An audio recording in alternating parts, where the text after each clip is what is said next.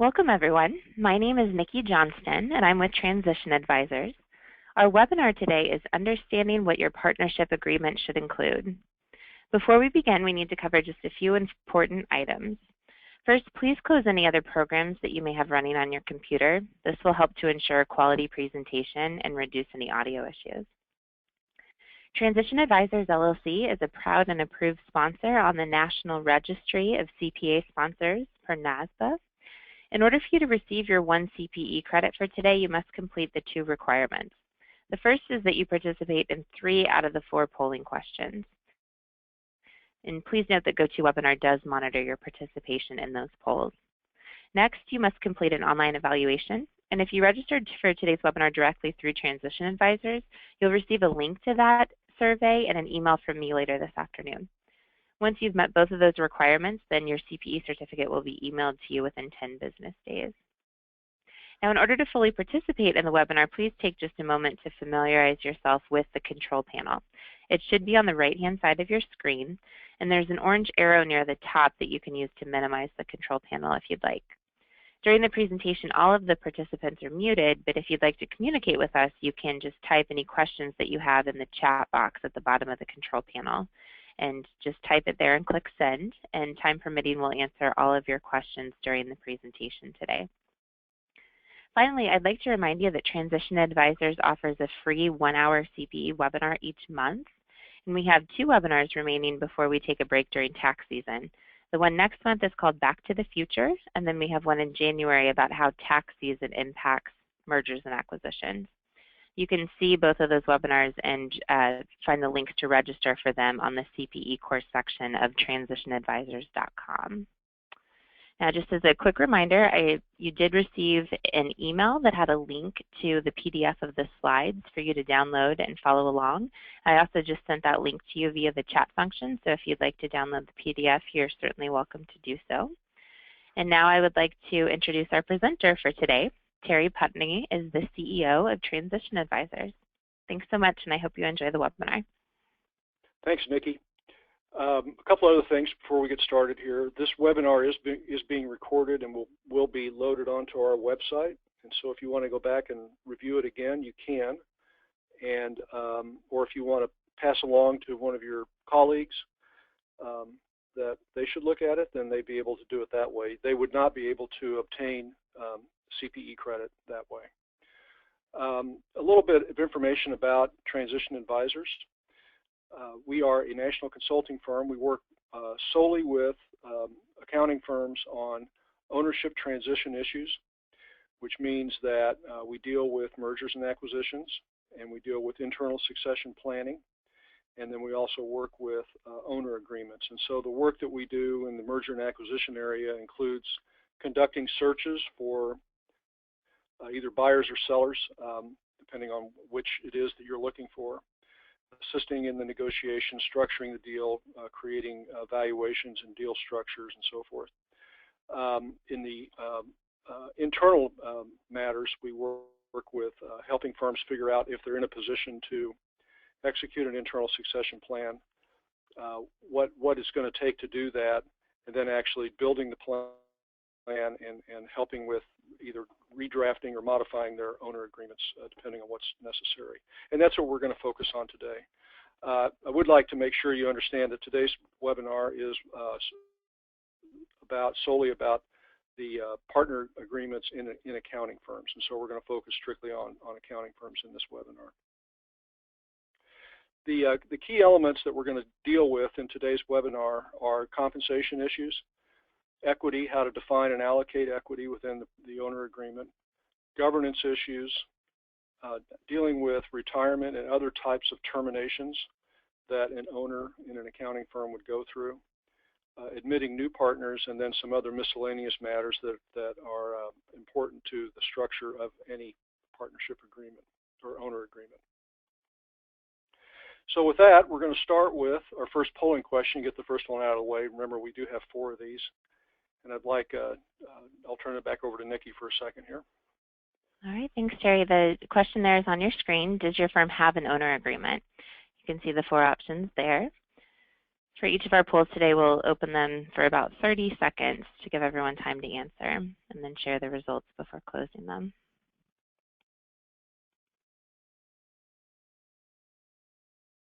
Some of you that are in industry that might be on this webinar, just answer as best you can these questions. Some of them may feel like they don't pertain to you, but we do need you to answer the question. Okay, that's nearly everyone. I'll go ahead and close the poll. The results there show 43% indicated no, and we aren't sure we need one. And the next most popular answer was 35% saying yes, and it's signed by all owners. And then about 16% of the folks on the call say no, but we need one. And then the remaining 6% for that last option. So I'm going to guess that some of the ones that answered no and we aren't sure we need one might be some of the industry people that might be on this call. You know, if you don't have an owner agreement and you have more than one owner, you need an owner agreement. So, you know, dealing with the termination of ownership in a small business like this and controlling who owns that ownership. For instance, if someone was to get divorced or someone was to die, all of a sudden you've got a spouse who might own the owner interest in the firm, which can be a real problem. So, in fact, could be ethically a problem if they own more than 50% and you're a CPA firm. So, if you don't have an owner agreement, and you have more than two owners, you really need to look into getting one. You know, the types of compensation plans that we see used are as listed here. The first is an equal type plan, which normally starts with when a firm is in startup mode. You've got two people that might have come together with very little in the way of business, wanted to build the firm together, decided, you know, it's more important that we work as a team than it is to start calling out who's doing what. We'll just work together and see what happens. And oftentimes we start off with equal distribution of profits. We also see equal distribution of profits when firms are just unwilling to address the differences in performance that partners have, and oftentimes this leads to problems. Obviously, the partners that are clearly performing at a higher level at some point in time become dissatisfied with that kind of arrangement, and that's oftentimes leads to us being called in to help with a new partner agreement. The next most, generally as we go through these, this is kind of in the life of an accounting firm, the different kinds of compensation that firms kind of morph into. The next that we oftentimes see is one that's based on seniority or equity. And what happens here is that we've normally got a founding partner or maybe several founding partners who had a significant hand in growing the firm to its current level, have brought in junior partners since that time who maybe weren't as good at new business development, but were very good at handling clients. And what we see is the older partners typically holding on to a substantial portion of the profits of the firm through holding on to equity and allocating compensation based on equity, or in some cases just setting up the compensation system so that the senior partners are paid you know, a disproportionate amount of the compensation, or maybe we're paying based on books of business, but we're defining books of business by who originally generated the client as opposed to who's managing it. I think where we see problems with this kind of system is oftentimes when the allocation doesn't reflect the actual day-to-day operations of the firm. So we might have junior partners that are managing substantial books of business but didn't necessarily bring those clients in originally, and are being paid substantially less than the senior partners who at this point in time may be perceived to actually be, you know, clipping coupons or just kind of sitting on their laurels from past efforts.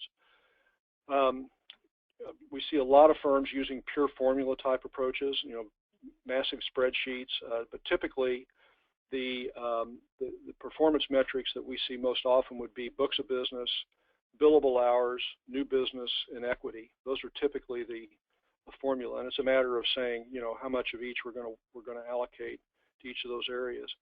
I think where you run into problems is obviously when you put too much emphasis on, you know, one or two of those areas. I'm working with a firm right now that's a very well-run firm, about a $5 million firm. They have 5 partners, and the firm is very profitable. The average partner comp is close to $450,000. So the firm is performing well, but what we have is a situation where all of the profits are allocated based on books of business and equity, and the books of business are determined based on who originally brought the client in. So as we move through the succession issues that we have with the 3 senior partners leaving, the problem now becomes how do we bring in new partners into a system like that quite frankly has kind of worked well up to this point, but won't work as we start expanding the partner group with these newer partners who come in with an entirely different manner than the old partners who built the firm. Cross-evaluation systems are used where each of the partners, through some form of evaluation process, evaluates all the other partners, and in essence says, okay, subjectively, this is how you're doing. These are the things we need to focus on. If you're a fan of Prairie Home Companion, which with Garrison Keillor, you know that all the children in Lake Wobegon are above average, and I think what I tend to find in these kind of systems oftentimes is all the partners are above average. So we have unwillingness on the part of some partners to be candid in their evaluations of other partners, possibly because they really don't want to hear the other partners tell them what they think of them as well. As firms become larger, oftentimes they move into committee-based systems. And the reason for this is because they're trying to expand the criteria used for allocating compensation to include much more subjective type evaluation, and somebody's got to be the subjective judge of that. So the first, typically what happens is we might have an 8-partner firm and 3 partners are named to a compensation committee who makes the decisions about compensation allocations. And then ironically, as firms become even larger, we tend to go more towards leader-based decision-making, where the managing partner of the firm is actually given most of the responsibility for allocating compensation, oftentimes subject to final review maybe by a board of directors. What we find is that the larger the firm, the more likely a committee will be involved in deciding partner compensation. The smaller the firm, it's more likely that they'll use a pure formula approach, or they'll actually pay partners equally. And finally, the larger the firm, the more likely the partner compensation will be closed, which means that outside the committee or managing partner who made the decision about compensation, other partners are not aware, or partners are not aware of what other partners are making, which tends to hold down dissension, but requires, of course, that you have a lot of trust in the system. Based on the 2015 Rosenberg Survey, just to give you an indication of how many firms are using which type of system, about 20% of firms with 3 to 7 partners use a committee-based approach. I would say that it's unusual for a 3-person firm to use a committee, but apparently within that range, and probably more in the 6 to 7 partner range, you'll see committees. A little over half of the firms that have 8 or more partners use a committee-based system. Only about 12% of firms of all sizes rely on the managing partner to make the decision. And about 20% of firms in that 2 to 7 partner range use a cross-evaluation system. The other major survey that I tend to focus on is the Inside Public Accounting Annual MAP Survey. In that survey, about 59% of all respondents use an open system, which means roughly 40% of firms are using a closed system. I think that closed systems were becoming popular a few years ago, and I think the trend is moving away from those, what I'm seeing, but it's not substantial. It's still close to 50-50, especially with larger firms. 20% use a formula-based approach. About 12% use a partner group decision-making, which I would interpret as the cross-evaluation system. And 46% use a compensation committee, but very few under 5 million in size use that type of approach. And again, about 11% the managing partner. So that's similar to the result we got out of the Rosenberg survey. You know, how should you decide which compensation system is right for your firm? I think the most important thing to understand is how important a compensation system for partners is in defining the culture that your firm is going to operate in. So for instance, I'll give you an example. I've seen compensation systems where partners are paid a very high percentage of their own personal production, billable hours. I've seen systems where they're paid as much as 100% of their billable hours as part of their compensation. It's not unusual to see at least 40 or 50% of their billable production, personal billable production, in the form of compensation. Well, what does that emphasize within that partner group? Obviously, it emphasizes the work ethic. It's important in this group that our partners are billable. But what tends to happen is firms that emphasize that too much find themselves not developing their organizations adequately. So instead of the partners passing down work, instead of the partners working on developing staff, instead of the partners doing the other things that are necessary to build a successful firm, they're focused on client service solely, and client service in terms of their own personal production. Those kinds of firms tend not to grow. We tend to have highly profitable in terms of high profit margins, because we define profit margins in an accounting firm without any regard to partner compensation. But we tend to see firms in those situations that have smaller books of business that are managed by the partners, because quite frankly they're focused more on what they can do, and there's only so much they can do. That's just one example. So when you think about what you're emphasizing, what you're rewarding in your compensation system, you're going to get what you pay for. And if you want to move from the kind of culture you have now, if you feel like that's not performing, the firm's not performing well with that sort of culture, then focus on what can we do in our partner compensation system to motivate our partners to do something that's going to make the firm different than it is now.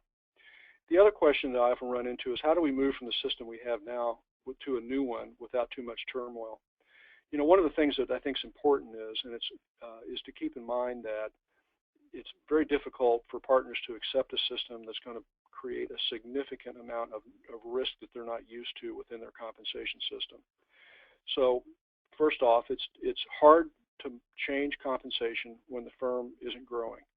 If the firm is growing and you can see future profits, then we can deal with how to allocate future profits differently than how we're allocating our current profits, and that's a much easier way to transition to a new system. But even if you don't have a growing firm, then maybe take baby steps. And so rather than put the whole system at risk and starting almost like you're starting over from scratch, maybe we start carving off 20% of the profit pool, and we start dealing with that 20% differently than we're dealing with the other 80%, so that over time people will adapt to a new system, but we're not asking them to potentially take a huge cut in pay right out of the chute. It's difficult to get buy-in under those circumstances. Next, we'll move on to the issue of equity. You know, what does it mean in your system, in your agreement? You know, typically equity is used for determining part of the compensation. In some cases, it's all the compensation. I don't tend to favor that kind of arrangement, but in some cases it is. Profit sharing. So we might have a different kind of, we might have base compensation based on one approach, with all additional profits being allocated based on equity. Again, don't favor that, but I see that regularly. Equity, of course, is used for decision-making oftentimes in the governance structure. Certainly will have something to do with how we value a partner who's leaving and their interest is being bought out. Oftentimes equity has a major impact on how the value of the firm is allocated. And then, of course, in an external buyout, if we're actually being paid something for the firm, as opposed to maybe based on in a merger, how much of the equity of the firm we're merging into is allocated to each partner, or in some cases, if we're actually being bought out, how those purchase proceeds are allocated may be based on equity. You know, I think the thing to be concerned about is to be aware of the consequences of allocating too much equity to one partner in the firm. This is one of the reasons why I see firms oftentimes having to sell or merge, because they have an imbalance of equity, and they don't know how to deal with it, and so they basically just throw it out there to say, let's just somehow start over by somebody take us out of this system, put us in a new one. It has certainly an effect on succession planning, how to allocate internal transfers of ownership, and so forth. So I'll give you an example of how this can go. This is a real example we're currently working with. It's a firm that's about a $9 million firm. Roughly 70% of the equity is owned by one partner, and there are 5 other partners in the firm. So needless to say that going through the day-to-day operations of the firm, which would primarily focus on partner compensation, equity does not play a big part in that firm's compensation system. And so there never really was any reason or motivation to look at how equity has been allocated in a more equitable manner. Well, the partner that owns 70% of this $9 million firm is not managing 70% of the business. He did happen to be one of the largest rainmakers and probably brought in a substantial part of that business, but on a day-to-day basis isn't managing it. And his compensation actually is roughly about 40% of the overall compensation of the firm. Well, you know, his expectation is that in a sale, which we're now trying to find a home for this firm, in a sale that he would be allocated 70% of the proceeds. The problem that creates is that the firm that would pay for that equity is going to want to pay for it out of his compensation once he leaves. And there isn't enough compensation. He isn't making enough compensation to actually fund the buyout payments adequately. The other thing that it's creating is that the other 5 partners are going to stay on long term, but they're not bringing enough to the table to be considered equity partners in many firms that would admit them as an equity partner, because they're only splitting up roughly $2.5 million of value between 5 people, which is only $500,000 each, and many firms that would merge in a $9 million firm would have a much higher standard than that. So it's creating a lot of problems in finding a home and structuring the deal, and it's just an indication of why it's important oftentimes to focus on how the equity has been allocated and look at that as a dynamic issue as opposed to a static one, which in this case has never been addressed other than how it was originally set up. With that, we'll move to our second polling question. Nikki? Okay, the second polling question is there on the screen. This one is about the number of owners in your firm. And you see the options there are that you're a sole proprietor, 2 to 4, 5 to 9, 10 or more. And as Terry mentioned earlier, we do have 4 polling questions today, and you need to answer 3 out of the 4 in order to get your CPE credit. We'll give everyone just a couple more seconds to answer this one. Then again, if you're in industry, and we understand that it might be difficult to answer some of these questions, so just do your best. Okay, it looks like that's nearly everyone, Terry. 61% of the folks on the call are sole proprietors, and then 30% in that 2 to 4 range. Okay. So assuming that actually there is a substantial portion of you that are sole proprietors and not industry people that answered that question that way. The issue I guess we're dealing with here is that you might be considering bringing in new partners, because needless to say, you don't need an owner agreement if you're the sole owner. So you might be considering, how do I bring in other partners? And we're going to focus on that later on in the presentation. The other thing that just to point out that someone asked a question before we even got started about will we be talking about the tax consequences of potential S-corp election with respect to LLCs and LLPs, and yes, we will get into that. I'll find time to do that. You see, we have some other questions here already. Is that right? I think we had another one that came in. Another question: how do you value books of business and new business? What do you mean by equity cash in or percentage of shares? Let's deal with that question now. When we talk about equity, when we talk about value in an accounting firm, we're talking about basically 2 pools of value. One would be what I call the tangible equity, which in essence is the accrual basis net equity on your balance sheet. So it's whatever is on your balance sheet on an accrual basis. That's the tangible equity. So say we've got a $5 million firm, we might have tangible equity of say $1.5 million, maybe $1 million, including receivables and work in process and so forth. The other pool of value is the intangible value, and the intangible value is typically associated with the volume of the firm or the profitability of the firm. In many accounting firms, a rule of thumb would be some multiple of revenue, which might run anywhere from, in an internal valuation, from say 60% to 100%. And we can deal with equity can be dealt with differently in those 2 different pools. So we might be allocating tangible equity on one basis and intangible equity on another basis. And we'll get into some of the methods for allocating intangible equity a little later in this presentation. But when we talk about the percentage of equity, we're usually talking about think of a corporation, we're talking about your relative shares of stock. Or in the case of a partnership, we're talking about the percentage that's noted on the K1 for each partner as to how much of the firm they own. We may allocate oftentimes the tangible equity based on that equity, that relative equity, and then we may allocate the intangible equity differently, or we may use that as well. So it depends on the system that we're in. Hopefully that answers your question.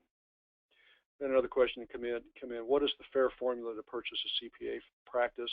We're not going to get into external valuations in this presentation. We'll get into to internal valuations. We'll talk about that. They're going to be different than external valuations. There's a tremendous amount of information on our website about valuing an accounting practice in an external transaction, including webinars that you can review, including articles that we've written for the Journal of Accountancy and other periodicals. So feel free to go review those, and you'll find a tremendous amount of information about that. Okay, different types of partners. Within the full equity range, we sometimes see a differentiation between senior partners and junior partners. Where I typically see this is in larger firms that have adopted a system where most of the partners are going to have equal equity or close to equal equity. So say we've got 50 partners. On average, everyone's going to be 2%. We might break the partner group into categories of maybe 2 or 3 different categories of partner, which means that the senior partners might own 3% and the junior partners might own 1%. It also probably affects how we determine base compensation and maybe overall compensation. So we differentiate between partners that have achieved a senior status. Oftentimes it's because of tenure, but hopefully it's because of performance as well, that a partner is promoted to that status. But it just kind of differentiates between levels within the partner group. We see a significant increase in the use of income and non-equity partners within accounting firms. We'll get into that a little bit more in a couple slides here. But where we see income and non-equity partners being used as a holding place for high-level staff that will never achieve full equity status because of their, for one reason or another, it might be because they're part-time, it might be because they're missing some performance attributes, but it might become a permanent parking space. It's also used as a place to a final proving ground for staff to show that they're capable of functioning as a full equity partner. Contract partners are oftentimes used in mergers and acquisitions. If we have for instance, let's say we've got 5 partners, and 2 of those partners are going to retire in 3 years, and the other 3 are going to come in as they're going to be there for a long period of time, say at least 7 to 10 years. The 2 that are going to be close to retiring, as far as the outside world is concerned, would be considered partners. They would be held out as partners. But within the agreements that are signed between the partners and the firm, they would have a different agreement. Maybe they would not come in as an equity partner, and instead they would have a contract that would define their compensation and define their buyout that might be different than the owner agreement that the firm uses for its equity partners. So we see contract partner status used oftentimes in mergers and acquisitions for short-term partners that are being merged in. And then in the of counsel and emeritus status is oftentimes used for partners who have retired. We want to keep them on the letterhead. We want to keep them out in the public because they have tremendous personal goodwill within the community. They're not working full-time any longer. They probably are not equity partners and not participating, in the profits of the firm, but they're still involved with the firm. And again, we want to keep them as part of our brand in the community. Within the IPA survey, roughly 75% of all the firms over 10 million have non-equity partners, and 50% of all firms that responded to that survey have non-equity partners. This is a very trendy issue within the accounting profession right now. I'm concerned personally that some firms might be overdoing it in an effort to try to concentrate the majority of the value within a small group of partners within the firm. They're basically creating this this sort of watered down partner status when it's being overused. I'm a proponent of using it with discretion, but where it's being overused, I'm afraid that we're dealing with basically postponing what might become a succession problem because the equity partners are amassing too much value, and we really don't have true successors for these equity partners because we're holding back the non-equity. So I've seen situations where we have as much as 2/3 of the partner group are non-equity partners now, and I think that's overdoing it. Within the profession, according to the Inside Public Accounting Survey, 1 in 4 partners in all firms are non-equity partners now. I think if you have this status and you're using it as a path to equity, that it's important that you define clearly what the criteria is going to be used for promotion to full equity status, what the expected time frame is going to be. I think it's important that we're probably not in that status for more than 2 or 3 years. If it's going to be longer than that, you have to wonder about whether or not we're really have an intention of promoting that person to equity status.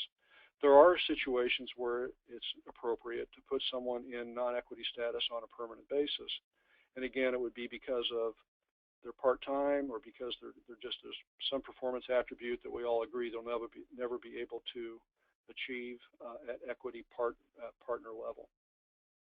And again, we see non-equity partners being used in mergers when we have, say we've got 4 partners that are merging in, 3 are managing $1 million books of business, 1's managing a $250,000 book of business. That person probably would not qualify in a firm, say the type of firm that they'd merge into might be, say, a $15 million firm.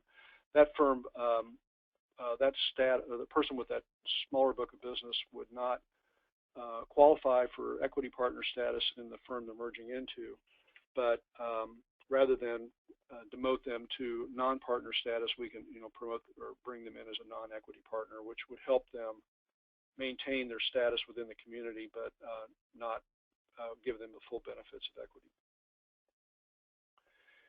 When we get into governance issues, just as an example, in most agreements, we would define the duties of the managing partner, which would be the normal day-to-day operations, normal hiring decisions, and so forth. A simple majority of votes of the owner group might be required for things like expenses in excess of $25,000 in a small firm, or maybe $250,000 in a larger firm. Things that are unusual in nature, but not so significant that they would change the nature of the firm or the direction of the firm. Supermajorities are often defined somewhere between 67% and 90%, and we would be using supermajorities for more important decisions like admission of a new partner, termination of a partner, in many cases dissolution or sale. In some firms, we see unanimous decisions being required for the most major decisions, which would be the things I just talked about. I think there's a disadvantage to using unanimous decision making, and I'll show you what that is in a second here. If you've got a firm that has 2 or 3 partners, I think it's appropriate to have certain decisions that require unanimous decisions. An example would be merging or selling the firm, bringing in a new partner. I think in that size partner group, that's appropriate. But when you get into groups that are larger, and let's say you're dealing with 7 or 8 partners, oftentimes we have newer partners that have smaller amounts of equity. It's not unusual for a partner to come in with, say, 3 to 5% equity. When we have a unanimous decision process required for any decision, we've given as much power to someone who's got 3% equity as somebody who's got, say, 30% equity, because all they have to do is withhold their vote, and they can actually determine the outcome of the vote. So be careful when you have multi-partner groups that exceed, say, at least 4 or 5, that or 4 or 5 or larger, that be careful with the use of unanimous decision making. It really depends on the makeup of your partner group and who owns how much. If you've got all equal partners, maybe it's appropriate to have that, but even then I get concerned about it. The other thing that I would say about governance and voting is that if you're doing that on a regular basis, you're probably not long for this world. I mean, most of the firms that I see either depend heavily on a leader or the senior partners for most of the major decisions, and everybody trusts their decision-making process and usually follows along, or they do a good job of building consensus. But if we're sitting around the conference table on a regular basis taking votes, and those votes are 4 to 3, 5 to 2, 6 to 1 even, typically that kind of environment is not going to be conducive to a team environment where the partners are all pulling together to build the best firm. So usually these governance decisions are matters that have to be addressed in the partner agreement. They certainly should be, but usually they're fallback positions. They're more kind of emergency. And they may actually define how we think about certain big decisions. But again, if the voting process is being used on a regular basis, I think that's not the kind of culture that's usually conducive to success. Okay, we'll get in now to retirement issues. How we allocate. And when we talk about retirement, we're talking about generally any kind of termination from the firm. It doesn't necessarily have to be retirement. It doesn't necessarily have to be the same if you quit or terminated involuntarily as it would be if you'd actually retired at a certain age or older. But the concepts here are generally the same for any kind of termination of ownership. The methods of valuing equity in the firm, and now we're talking about typically the intangible value of the firm, are books of business, an equity method, which would be I own 30% of the firm, so therefore I own 30% of the value, compensation-based approaches, or hybrids. One of the hybrid approaches that we use is a unit approach. My partner Joel Sinkin and I just wrote an article for the Journal of Accountancy that will be published here in the next few, maybe as early as this next month, that delves into the unit approach for allocating value on a very detailed manner. So you might look for that article in the Journal of Accountancy. But at the unit approach is where we would determine units based on the volume of the firm. So if we have a $3 million firm, we have 3 million units. It doesn't mean that we necessarily have to value each unit at $1 a unit, but just as a means of determining an allocation of that value that we end up determining for the firm, we do it using units. The advantage of doing this is that it gives you a lot more flexibility. It's a lot easier to allocate units than it is to allocate equity. So to give you an example of one approach to this that I'm using right now, it's a $4 million firm. It's a sole owner. It's an unusual type firm. It's unusual for me to see sole proprietors that have grown to that size. This owner has 3 senior managers that he wants to bring in as his future succession team. He wants to leave in about 4 years from the firm, retire, or start slowing down in about 4 years. But he knows that he has to get these people in place before then in order to make sure that the team is ready to take over for him as he slows down.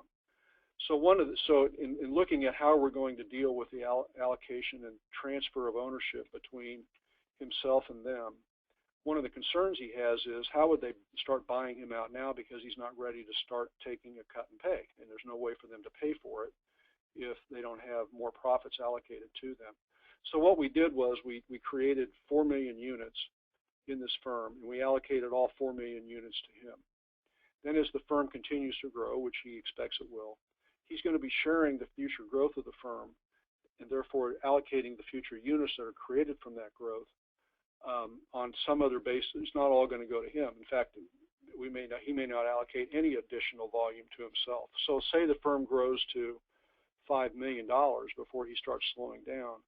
He may very well allocate that additional million units to the other people. They don't have to pay for them. They earn them through sweat equity. They earn them by helping the firm grow. And the other thing that they're not required to do is to buy him out of any of his existing value until he's ready. And then as he starts slowing down, as he leaves behind his compensation in order to fund the buyout, then they'll start buying those units from him. So it gives us without going through the process of every year determining a new equity allocation, and in this case it's a corporation, so we'd actually have to transfer a stock and pay for it somehow. These units give us the ability to do that on a much more free-form basis. I'll back up. Sorry, I went too fast there. Nikki, I'm going to turn it over to you for our third polling question, please.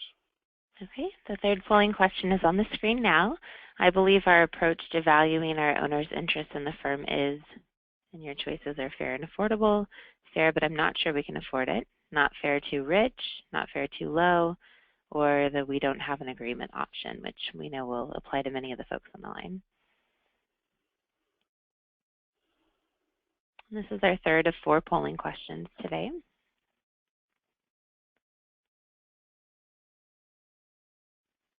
Okay, I'll go ahead and close the poll. 53% chose that last option, Terry. The next most popular was fair and affordable at 27%. And then another 16% say that it's fair, but I'm not sure we can afford the buyouts. Okay, that's a typical, and that usually leads to kind of consulting that I do on internal agreements. So, you know, in looking at how you deal with the allocation of value internally, 37, again, according to, this is the 2012 PCPS Succession Survey, which was conducted by the AICPA. They do it on every 4 years. 37% use a multiple of equity, meaning we determine some value for the firm, usually based on a percentage of revenues, and let's say it's 100%. Then if I own 30% and we're a $3 million firm and we valued it at 100%, then I would have $900,000 for my intangible equity. 16% use the managed book of business, meaning whatever your managed book of business is, the firm will buy it from you. So it just depends on how large your individual book is. 22% use a multiple of compensation, which if I'm making $300,000 a year and the multiple is 3 times, then my intangible equity would be $900,000. And then 25% use some other approach, which might include units, the unit approach I just described, maybe an equal allocation or some fixed amount that each partner gets upon retirement.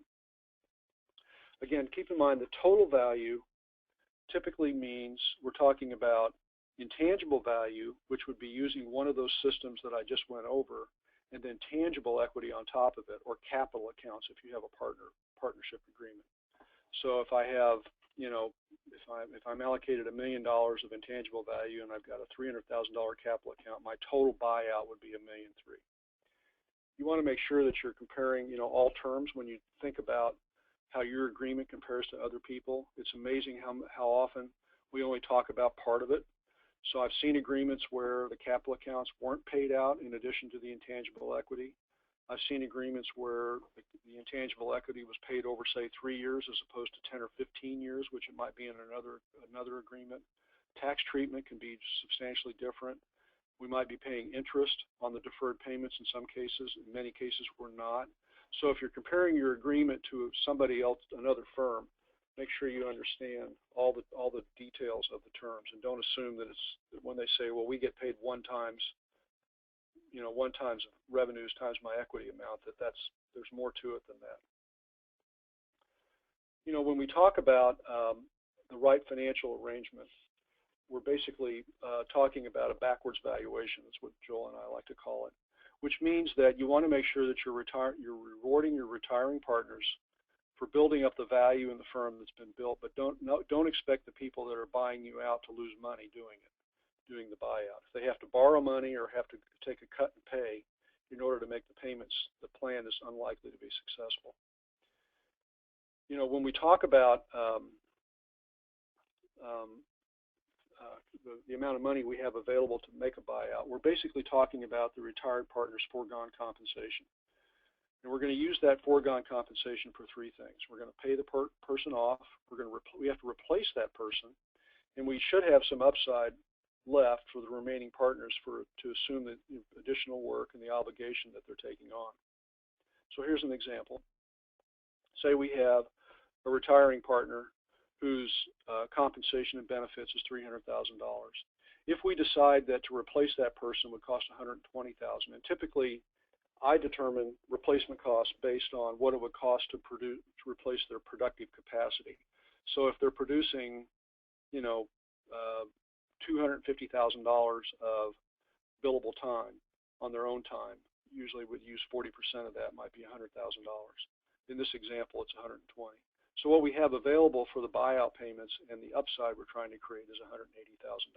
So here's an example. Say we've got a firm with 1.9 million in volume. We determine the intangible allocation based on 1 times revenues, which would be 1.9 million. This particular partner has 45% ownership in the firm and is making $275,000. And they also have a $175,000 capital account. If we try to pay this person off over 5 years, and we try to pay the capital account off, based on what it was within the first year, which I've seen many agreements that do that, then how does that work? And say we've got replacement resources of $125,000. So the first year, we take the $275,000 that partner was making, and the first thing we have to do is reduce it by the $125,000, which is their replacement cost. So now we have $150,000 left over. We're going to have to pay the capital account. It's not the capital, the need for the capital is still there. The clients haven't gone away, but we've got to pay them off. So we need $175,000 to buy out their capital account. And since we're going to pay them, in this case, $855,000, which is 45% of $1.9 million, we're going to pay them $171,000 in retirement payments. So that first year, the firm is either going to have to borrow $146,000, or the partners that are left are going to have to take that much in cut and pay. I wouldn't consider that, obviously, a self-funding plan. In the next 4 years, we're still going to be negative because we've only got that same $150,000 to work with, and we're paying $171,000 in retirement payments. So we've got a $21,000 negative cash flow. So this plan creates negative cash flow in the first 5 years, all 5 years of the buyout, which would be considered probably, if you answer the question, not sure we can afford it, I would say you can't afford this kind of plan. Here's the alternative plan. Pay the capital over 5 years instead of 1. Pay the retirement over 10 years. What does that look like? We still have the same $150,000 to work with. Now we're only paying $35,000 in capital, and we're only paying $85,500 in retirement. So we've got $29,500 of positive cash flow. And then in years 6 through 10, when we're no longer paying the capital account, we actually have $64,000 in positive cash flow. So in this case, we've got a plan that's self-funding. I think if once you went through this analysis, you'd probably conclude, yes, we can't afford the buyouts. So all we did in this case, we didn't reduce any of the payments. We just spread them out over a longer period of time. I can normally look at any set of terms for an internal buyout and determine pretty quickly whether or not it's going to be positive or negative cash flow. In looking at internal valuation benchmarks, again, based on, I believe this is the PCPS survey, less than 10% of firms are paying more than 100% of revenues in their valuations. 40% are using 100%. That's still the most common approach, but the trend is clearly down. Almost 30% are using between 75 and 100%. And looking at multiples of compensation, 40% are using 3 times. Again, that's the most common, and this was what was almost all firms did, say, 20 years ago. 15% are using 2.5 times, and actually many firms are moving to as little as 2 times on multiples of compensation. Looking at the Rosenberg Survey, and you'll see the trend here, for firms that are over 20 million in size, the average intangible buyout relative to revenues, and it doesn't mean, this would be also apply in firms that are using multiples of compensation for determining intangibles. You can see that 75% was the average in 2014. It dropped to 68% in 2015. And for firms under 2 million, it's actually gone up from 82 to 85. But in every other category, it's gone down.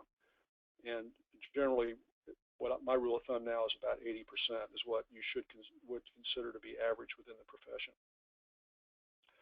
When we look at other issues in retirement buyouts, we'll get into the tax structure question now. The payout periods, generally we're seeing most firms are using at least 10 years. There's a trend to use more. And some firms who are going towards a more aggressive tax treatment, trying to create capital gain treatment for the partners that are being bought out, are actually using 15-year payouts, so they're matching up the payout period with the amortization period. Generally, we don't see retention periods used in buyouts unless there is a failure to provide adequate notice to the firm of an intention to retire. In terms of tax structure, let me skip that for a second. I've got a slide that's coming up on that.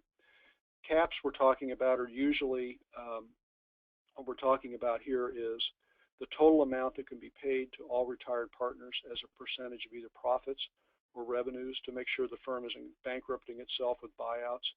If we're tying that to revenues, I generally see that in the 6 to 8% range. And then penalty buyouts for premature exit, in other words, leaving before one is fully tenured or fully vested. Exiting without providing adequate notice, we normally recommend at least 2 years of notice before a partner leaves is required. Or getting booted out, in other words, an involuntary termination, would also oftentimes lead to a lower buyout. Our last polling question is... Okay, this is our fourth and final one today. This question is, does your firm have adequate talent on the bench to replace retiring partners? And you can see the 4 options there. So we'll give everyone about 20 seconds to cast their vote. And again, just one final reminder that you do have to have completed 3 of the 4 polling questions in order to get your CPE certificate.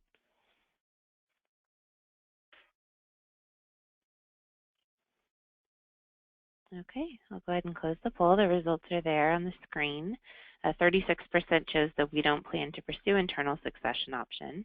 29% say that they do not have the talent they need. 20% are confident their approach works, and then the remaining 15% in that I think so, but we don't know how to admit them category. Okay, good. All right, well, I'm running out of time here. I've done a poor job of managing the time in this case, but I'll breeze through these next in just a few minutes. In terms of mandatory retirement age, I highly recommend you have one in your agreement.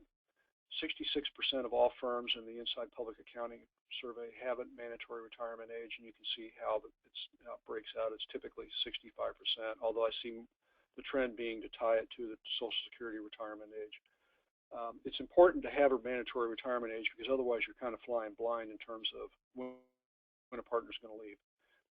Very difficult to bring in new people. It's very difficult to know how to bring them in and when to bring them in if you have no idea when your partners are going to be leaving. So I think a mandatory retirement age is important.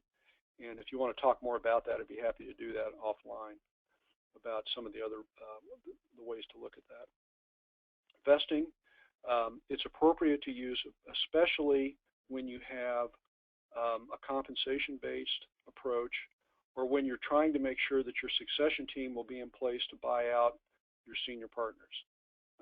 You don't want to have the people you're counting on to run the firm during the buyout leaving on a premature basis.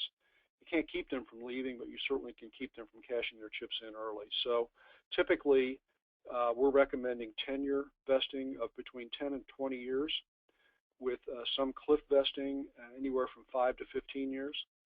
And then age-based vesting would be age 55 to 65, again with cliff vesting at, say, age 55 or 60, and full vesting at, say, 60 to 65. It's also important when you're dealing with merged-in partners that you grandfather. You look at their previous experience and grandfather them into the vesting program, but oftentimes we see special vesting put in place to make sure that if we're not counting on them selling their interest soon after the merger, that they're not able to do it, say, for 5 years. New partner buy-ins typically are running about 100 to 150,000 based on the IPA survey. For other issues with respect to new partner buy-ins, when you're dealing with a comp-based system, you have to have vesting in place. Otherwise, someone is fully vested and significantly on the day that they become a partner before they really earn the benefit. For equity-based systems, oftentimes we see smaller initial equity, but it's important that you have a plan in place to increase equity over time, I think, which makes these systems difficult to run. Make sure you probably achieve parity in the long run through equity-based systems, and that's why I think the use of the unit system is a good way to go. I'm going to get now into the tax consequences. I want to make sure I answered that question. I personally find corporations difficult to work with in terms of transferring internal transfers of ownership, and actually even in external transfers. There's a lot less flexibility. in an entity that's treated as an S corp, and I believe this would apply to an LLC or an LLP that is elected S corp status, is effectively a corporation, although you don't have stock. For tax purposes, everything else is treated that way. You only have two things that you can do with your two ways to buy out a partner. That's to buy the stock, and the other is to pay deferred comp. You don't really have the ability to create a capital gain transaction with a corporation unless you use personal goodwill, which is only available in special situations where you don't have a non-compete agreement in place with the partners. And that normally I use that technique when we start with a sole proprietor and we bring in new partners. Oftentimes we can create that kind of transaction for that existing owner, but then the subsequent owners would not have that available to them. So my personal preference, I find much more flexibility with respect to entities if we're dealing with a partnership. And then under 736A and 36B, 736A allows us to make the payments to the retiring partner as guaranteed payments and therefore deductible as paid. If we meet certain criteria, we can actually keep those from being subject to SE taxes. 736B allows us to, once we get past having paid for the portion of the value that is attributable to the hot assets, the receivables, the untaxed income, all the future amount, all the additional amounts, which is going to be most of the payout, can be treated as an acquisition of goodwill if it's structured properly, and therefore amortized over 15 years, and it creates capital gain treatment. I don't believe that's going to be available to you if you're treating it as an S corporation.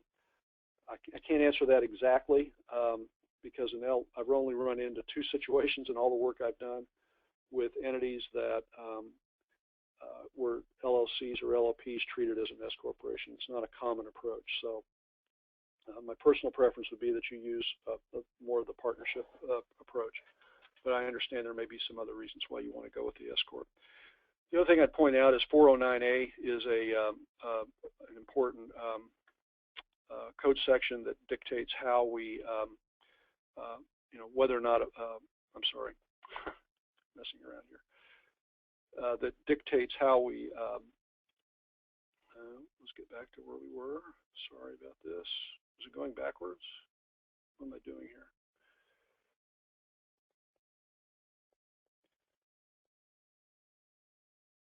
How far back did I go, I wonder?